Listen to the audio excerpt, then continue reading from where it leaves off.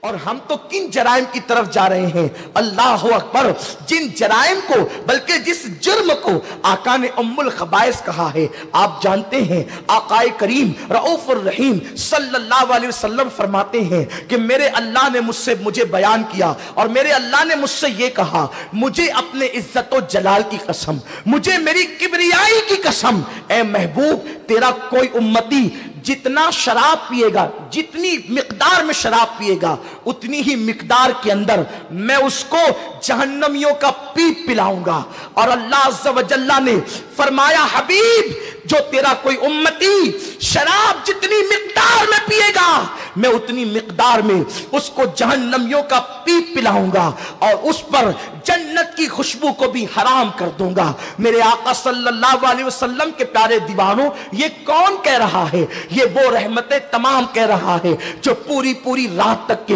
امت کی مغفرت کے لیے دعا کرتے رہے۔ لوگوں، آج ہمیں نشے کی طرف لے جایا جا رہا ہے، ہمارے چھوٹی چھوٹی عمر کے جوانوں کو نشے کی طرف لے جانے کی کوشش کی جا رہی ہے۔ یاد رکھو حضرت سیدنا عثمان غنی، عثمان ذو النورین رضی اللہ تعالیٰ عنہ ارشاد فرماتے ہیں، ایک نوجوان ایک عورت کے ہاتھ لگ گیا، اور جب اس کے ہاتھ لگا تو اس عورت نے اس جوان کو پکڑ لیا، اور پکڑنے کے بعد اس کو کہا، دیکھو یا تو تم میرے بت کو سجدہ کرو، یا تو تم میرے بچے کو قتل کرو، یا پھر تم شراب پیو۔ حضرت عثمان ذو النورین کہتے ہیں وہ جوان نے سوچا بت کو سجدہ کرنے سے مشرک ہو جاؤں گا، ایمان چلا جائے گا، اور فرماتے ہیں حضرت عثمان غنی اس جوان نے سوچا بچے کا ناحق قتل کروں گا تو یہ قتل بھی جنت سے محروم کر دے گا، سب سے چھوٹی چیز شراب ہے، چلو شراب کے چند گھوٹ پینے سے جاتا کیا ہے۔ اس جوان نے شراب کا ایک پیالہ پیا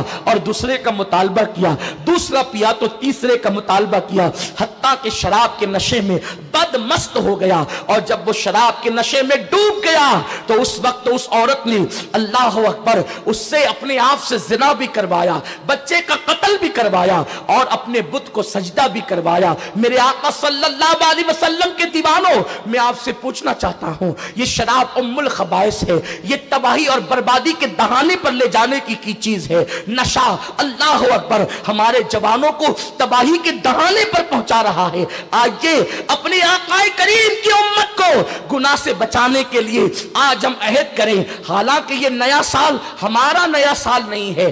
شریعت عیسوی منسوخ ہو چکی ہے، لیکن اگر عرف میں پہچان کے لیے کوئی اس کو نیا سال کہتا ہے تو ٹھیک ہے، کوئی بات نہیں۔ اگر یہ نیا سال لوگوں کے درمیان شروع ہو رہا ہے تو ہم عہد کریں، یا رسول اللہ ہم آپ کے ساتھ تجدید وفا کرتے ہیں، عہد وفا کرتے ہیں، اور جو عہد وفا کیا تھا اس کی تجدید کرتے ہیں۔ یا رسول اللہ نہ ہم خود گناہ کریں گے، نہ آپ کے کسی امتی کو گناہ کرنے دیں گے۔ میرے آقا ارشاد فرماتے ہیں، جو کسی میرے امتی کو گناہ سے بچا لیتا ہے گویا وہ اسلام کو نئی زندگی عطا کرتا ہے۔ اللہ اکبر۔ اور نشے میں نوجوان اتنے ڈوبتے جا رہے ہیں کہ اللہ اکبر، مسلم آبادی کے اندر نشہ آور چیزیں فروخت کی جا رہی ہے، منصوبہ بند طریقے سے مسلم نوجوانوں کو نشے کا عادی بنایا جا رہا ہے۔ میں والدین سے کہوں گا، بالخصوص کالجوں کے اندر جاسوس چھوڑے جا رہے ہیں، یونیورسٹیوں میں جاسوس چھوڑے جا رہے ہیں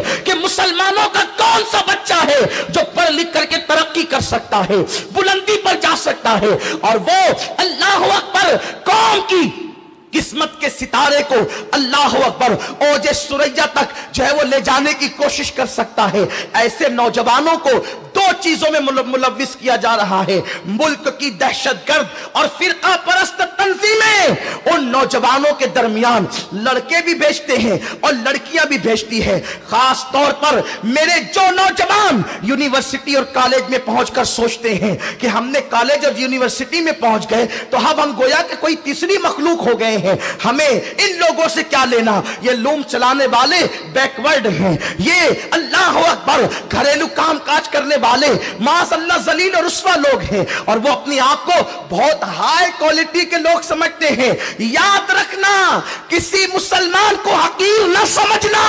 جس کو اللہ نے امت محمدیہ میں پیدا کیا، یہ اس کی سب سے بڑی فضیلت ہے جس کو قرآن میں اللہ نے یا ایھا الذین آمنوا کا خطاب عطا فرمایا. ان سے بڑھ کر کے وی آئی پی کون ہوگا؟ ان سے بڑھ کر عظمت والا کون ہوگا؟ ان سے بڑھ کر بزرگی والا کون ہوگا؟